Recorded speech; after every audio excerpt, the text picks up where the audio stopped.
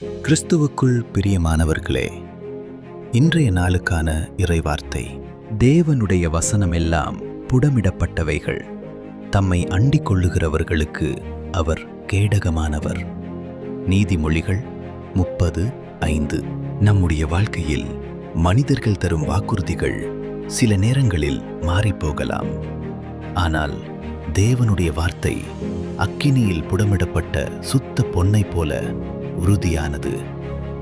நீங்கள் இன்று வியாதிகளோடும் வேதனைகளோடும் அல்லது எந்த பக்கமும் வழியில்லாமல் மனமுடைந்து போய் நின்று கொண்டிருக்கலாம்.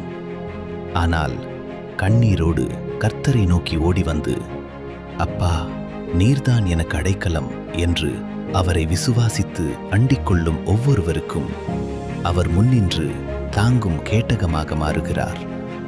அவர் உங்களை தம் சிறகுகளால் மூடி பாதுகாப்பார். அவருடைய வார்த்தை உங்களை ஒருபோதும் கைவிடாது.